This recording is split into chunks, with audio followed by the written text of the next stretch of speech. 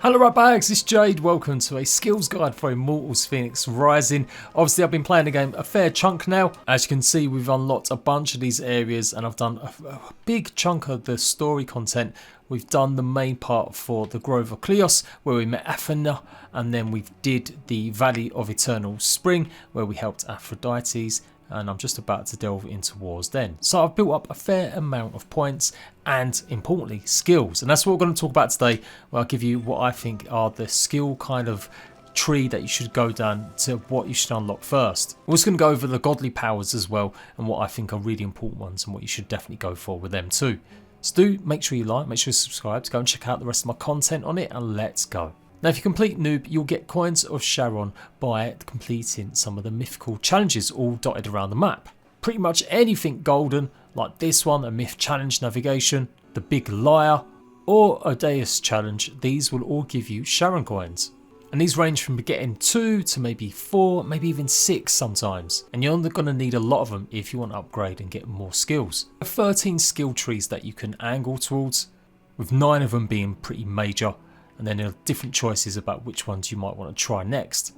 Hands down, as soon as you can, you want to unlock abilities that allow you to move around the game a little bit easier. Stamina is such an important part of Immortals Fenyx Rising, and so much of your stamina will be drained by everything you do, whether it's climbing, whether it's gliding, whether it's dodging out of the way. Now these skills generally only cost around 2 Charon coins each, so it's definitely worth picking some of these up first, rather than going for more of the combat focused ones. To go for Climb Leap, this is going to allow you to jump up and climb places a lot quicker. You do use stamina when you do this, but you'll still make progress quicker while climbing. You'll get the Wings of Daedalus as you play through the game of course, and you can go at fair decent speed. But the boost absolutely is crucial too. You'll go further and faster while using the boost. Again, this costs a couple of Charon coins. The same goes for Swim Dash. Unlike the others, if you happen to just fall from a height, well you can go ahead and try again. But when you run out of stamina while you're swimming, you will die and you'll have to respawn close by. The dash doesn't seem that great, but it does give you that extra few moments for you to carry on swimming. So that's going to cost at least 6 Charon coins straight away. And if you follow my guide to the Lyre on the first Clashing Rocks area, you can get 10 easily in just a couple minutes. Now out of all your weapons, your sword, your axe or your bow, you're obviously going to want to focus on something that you use a lot. Hopefully you've got through the first stages and you've built up at least maybe 10 coins before you decide on what you're going to go through.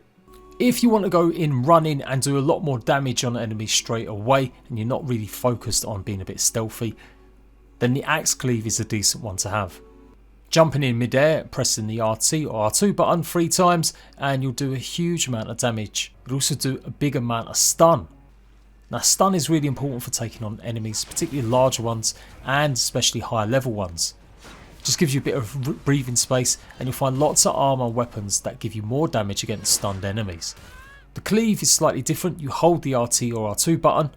Not only does it knock back enemies, it does double the amount of damage that the air combo does, but it does a huge mega amount more of stun. So using this against a multiple amount of enemies is a really good one to have.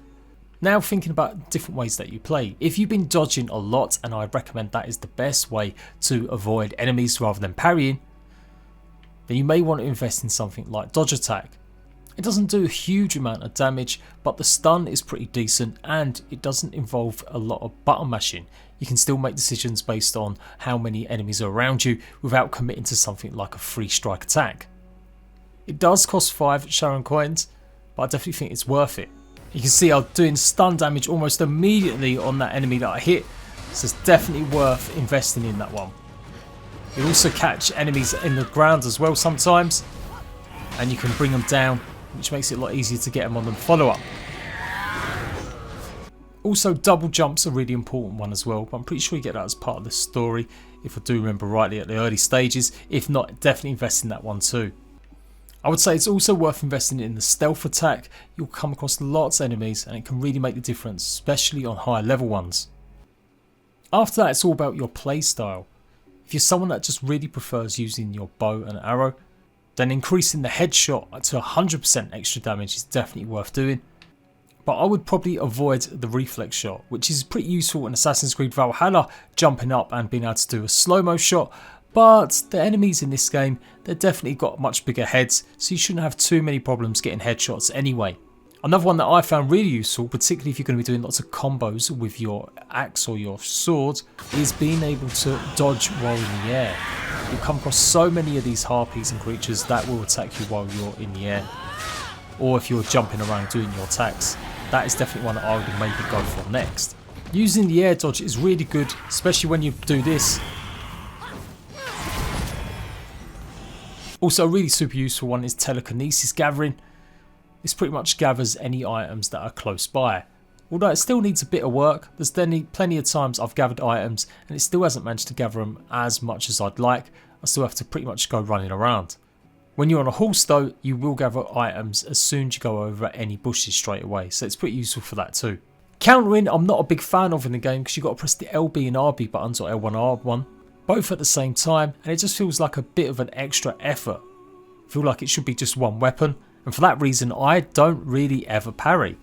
There are some great instances though where you will be wanting to. Obviously when you're being attacked by harpies, firing their projectiles at you, you can send them back to them. So coupled together with something like this, that could be a really good one, but for me I still just prefer dodging. After that I wouldn't necessarily go too trigger happy buying lots of skills, maybe start saving some up for god powers instead. Pretty much early in the game you can rush and go and get a phosphor. And there is an opportunity sometimes that you may miss him if you don't follow the mission for it. So go and check out the mission where I show you how to get a unicorn mount and this guy too. It effectively gives you an extra ability.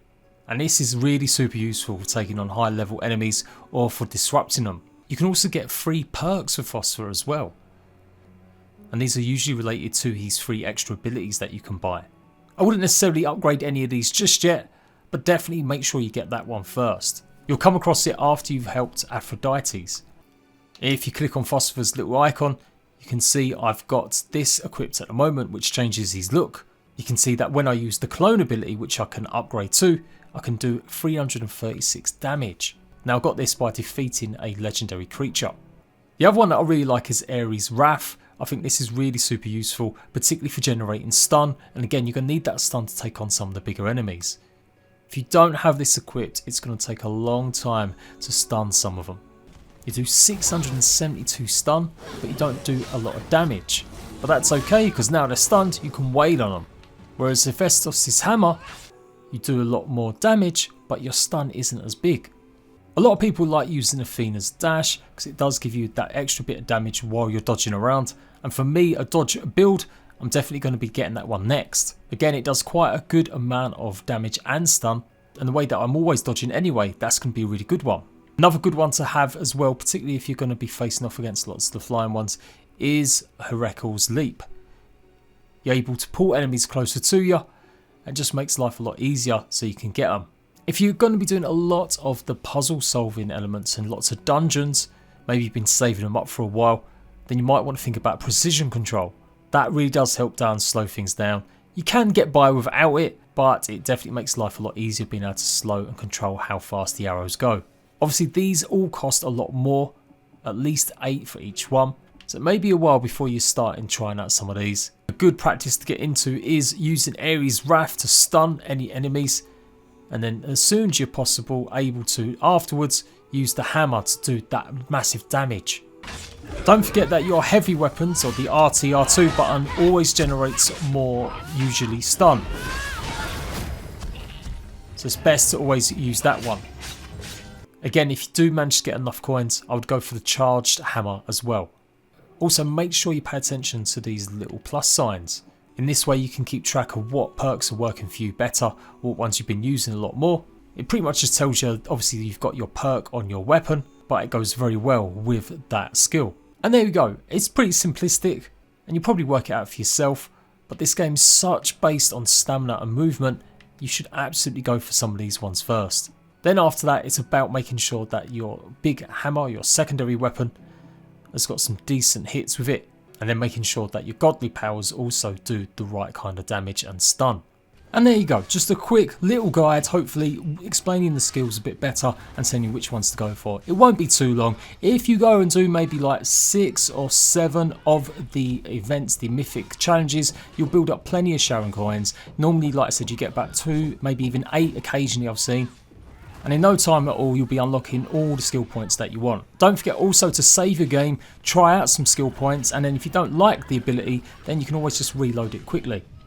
Unlike a lot of other games, there is no respecking in this though, so if you do find something or spend a lot of points on something and you don't like it, like I said, you're not going to be able to respec. That's why reload's so important. Do go and check out all my other guides. I'm going to be showing you how to get more upgrades for Phosphorus, as well as obviously take on some of these legendary creatures, and I've got a guide, beginner's guide as well as some more advanced tips incoming. My name is Jade, I do open world survival games, and I'll see you ratbags later.